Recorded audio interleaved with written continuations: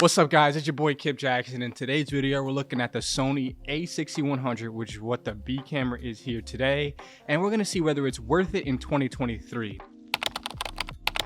Now, I definitely use it in my professional work as I am a videographer for, corporate stuff, weddings, or small events, and this is a perfect B camera, and in some cases, the perfect A camera. But first, let's take a look at some of the specs. Now, for the sake of this video, I actually wanted to take it and put it in my hand so you guys can see it a lot more. So I'm not gonna cut to that angle anymore because it's in my hand. Let's take a look at some of these specs here. We got the a6100 logo, shoots in 4K, has a 24 megapixel sensor, which is an APS-C CMOS sensor, and a Bionz X image processor. It can shoot up to 11 frames per second, and it has about a 425 point autofocus system. And for those guys who need that as a point of reference, the a7 III has about 690, I think. If you're looking at this camera and you think the autofocus is pretty great, I'll move my hand back and forth so you guys can see the autofocus there. It is just a little bit less than what the a7 III is. Now, on top of the 4K system here and the crop sensor, it shoots in slow motion, which is a great creative function at 120 frames per second. However, it is not in 4K, which, for $800, if you're getting 4K 120p, the FX3 just barely does that with the crop. 1080 is still great quality, and you could just increase that by 200% in post-production, and there you go. 4K quality at around $700 to $800 brand new for just this body right here.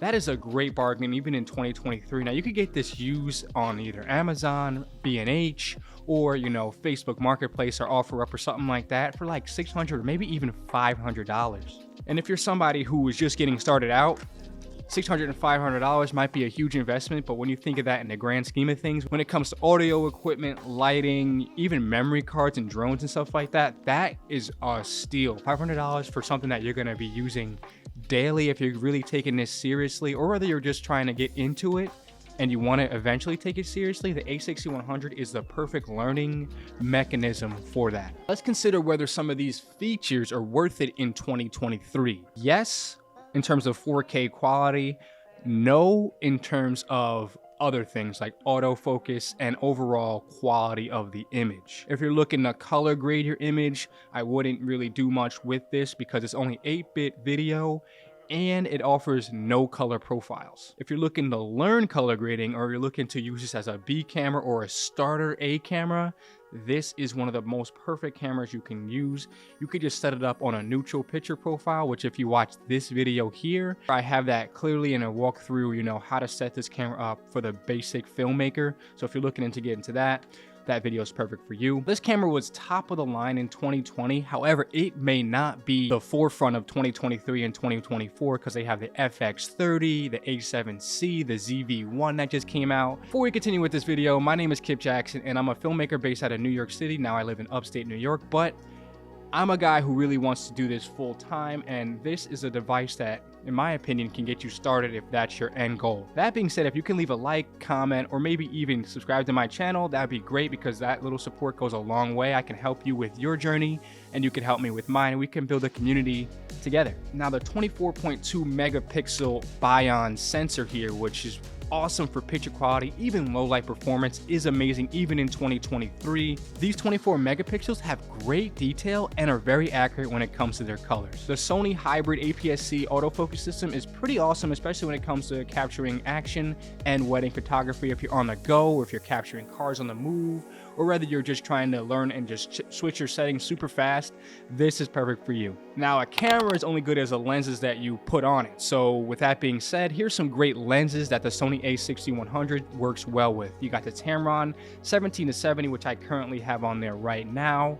And then you have a great zoom lens. These are all going to be third-party lenses. A great zoom lens, the Tamron 18-300. These are both $699, $599 with a student discount.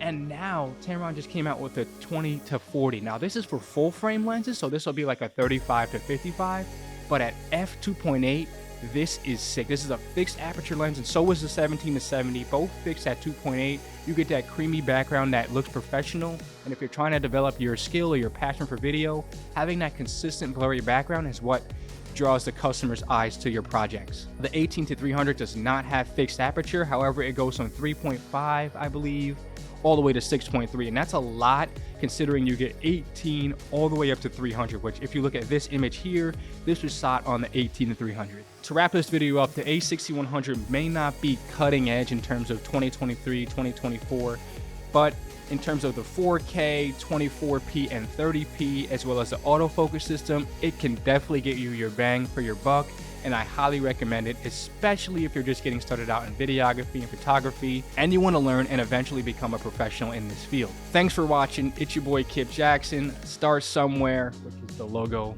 back there. Peace.